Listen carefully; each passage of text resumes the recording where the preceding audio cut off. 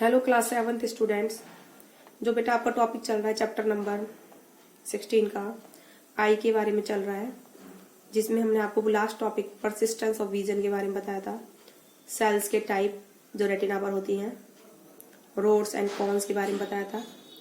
अब जो हम बताएंगे range of vision of a normal human आई। ठीक है,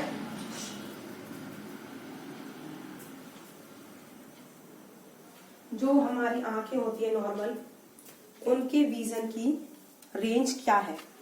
तो range of vision of normal human I, normal eyes की विजन की रेंज क्या है उसके बारे में हम आपको बताएंगे। अब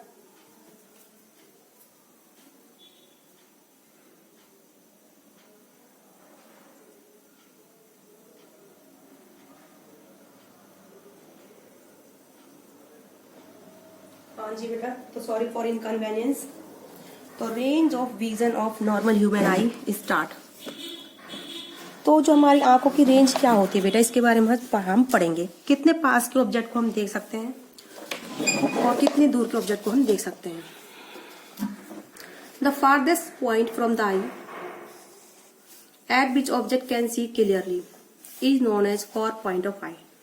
वो फारदेस्ट पॉइंट मतलब दूर का पॉइंट हमारी आंख से जो कि जिस ऑब्जेक्ट को हम क्लियर देख सकते हैं, और कितनी दूर तक हम किसी भी ऑब्जेक्ट को क्लियर देख सकते हैं, कितनी दूर तक, तो उस दूरी को हम क्या बोलते हैं, हमारी आइज का क्या है बेटा, वो फार पॉइंट। क्योंकि उसके बाद अगर दूरी ज्यादा हुई उस ऑब्जेक्ट की, उसको हम नहीं देख पाएंगे। ठीक है, मान लो मैं अगर 2 किलोमीटर दूर तक की चीज देख पाती हूँ तो मेरा फारदेस्ट पॉइंट कितना है बेटा, 2 किलोमीटर। अगर 2.5 किलोमीटर अगर कोई ऑब्जेक्ट हुई तो मैं उसको नहीं देख सकती। ये बात समझ में आई बेटा। अब उसके बाद आता है, लेकिन हमारी ह्यूमन आई का जो फारदेस्ट पॉइंट है वो इन्फिनिटी है, मतलब बहुत बहुत दूर का, बहुत बहुत दूर का हम देख सकते हैं। अब होता है नियरेस्ट पॉइंट। क्या होता है नियरेस्ट पॉइंट? वो होता है बिल्कुल आंख के पास का वो पॉइंट, ऑब्जेक्ट जो हमारी आंख के पास रखे, कितनी पास हम रखें कि उस ऑब्जेक्ट को हम बिना किसी स्ट्रेन के क्लियर देख सके। तो उसको हम क्या बोलते हैं बेटा, नियरेस्ट पॉइंट। क्या बोलते हैं बेटा हम उसको, nearest point. The nearest point up to which the eye can see the object clearly without any strain, बिना किसी खिंचाव के, तनाव के, हम जिस ऑब्जेक्ट को कितनी पास लाए किसी ऑब्जेक्ट को कि हमें वो दिखाई दे, उसको हम क्या बोलते हैं बेटा, नियरेस्ट पॉइंट। हमारी आइज के लिए जो नियरेस्ट पॉइंट होता है, मतलब हमारी आंखों से दूरी सबसे पास के पॉइंट की, जो हम क्लियर किसी, अगर उस दूरी पर हम ऑब्जेक्ट को रखें तो हम उसको क्लियर देख सकें, तो वो दूरी कितनी होती है बेटा, 25 सेंटीमीटर। कितनी होती है बेटा वो, 25 सेंटीमीटर। तो near point of normal human eye is the 25 centimetre from our eye. तो most comfortable distance at which one can read a book with a normal eye is about 25 centimeter from the eye. Normal eyes के लिए जो nearest point होता है वो बेटा कितना होता है, 25 सेंटीमीटर्स का होता है। ठीक है, अब ये बोलता है कि मिनिमम डिस्टेंस कोई ऑब्जेक्ट पास की हमें और दूर की हमें कितनी दिखाई देगी साफ, वो डिपेंड करता है एज के अकॉर्डिंग भी। किसके अकॉर्डिंग डिपेंड करता है बेटा वो, it vary according to the age. From the above discussion, we conclude that the range of vision of normal human eye is from infinity to 25 centimeter. जो रेंज ऑफ विजन होती है normal human आई की, वो कितनी होती है बेटा, infinity से लेकर 25 सेंटीमीटर तक की। ठीक है, तो normal human eye can see the object from infinity to 25 centimetre. अब है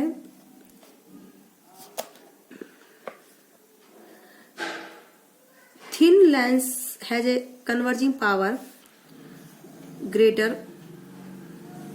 देखो बेटा ये क्या लिखा हुआ है, a thin eye lens has less converging power whereas a thick eye lens has a greater converging power।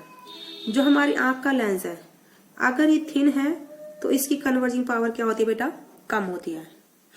ठीक है, और अगर आई लेंस हमारा थिक है, क्या है बेटा, थिक, तो उसकी कन्वर्जिंग पावर क्या होगी, ज्यादा होगी। ये बात आपको समझ में आई।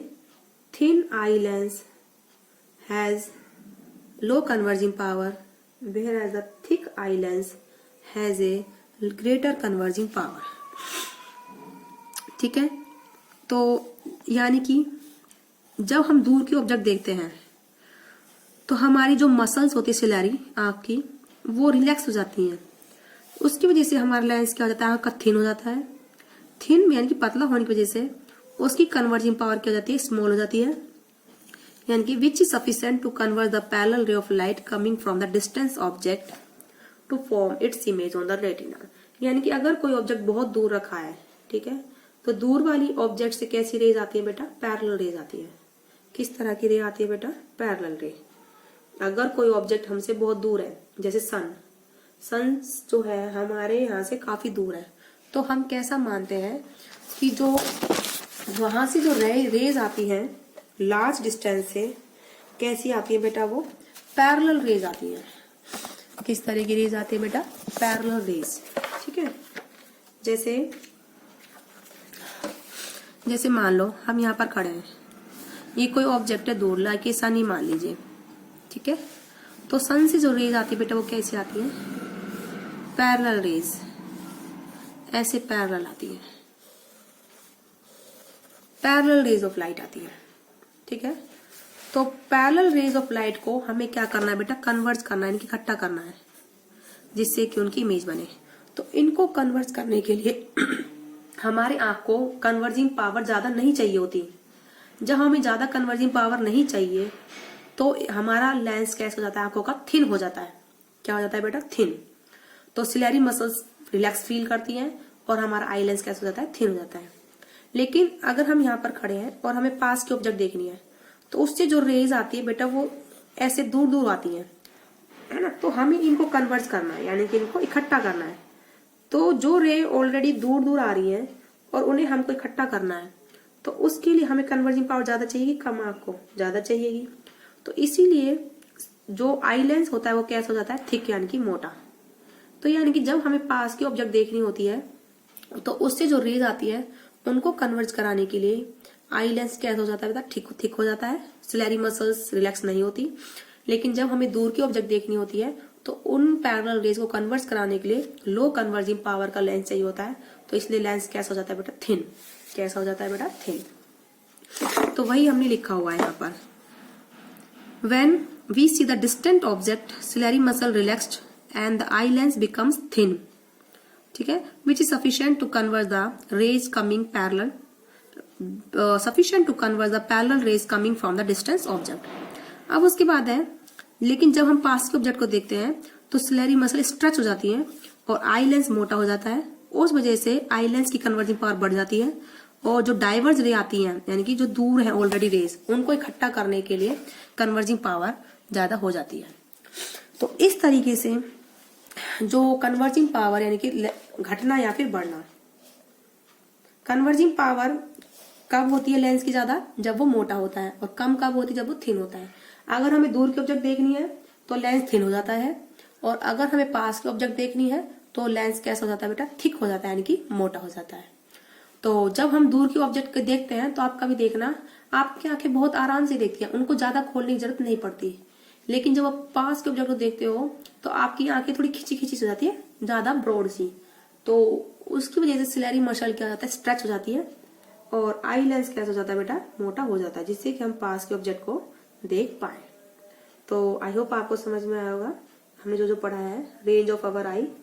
पास के ऑब्जेक्ट देखने के लिए आईज का लेंस कैसा हो जाता है, और दूर के ऑब्जेक्ट को देखने के लिए आई लेंस किस तरह बिहेव करता है, और दूर के ऑब्जेक्ट से पैरेलल रेज आती है और पास के ऑब्जेक्ट से डाइवर्ज, मतलब जो रेज दूर दूर होती है, तो उनको इकट्ठा करना क्या कहलाता है बेटा, कन्वर्जिंग पावर। ये सब हमने आपको आज बताया। तो आज की वीडियो में बेटा इतना ही।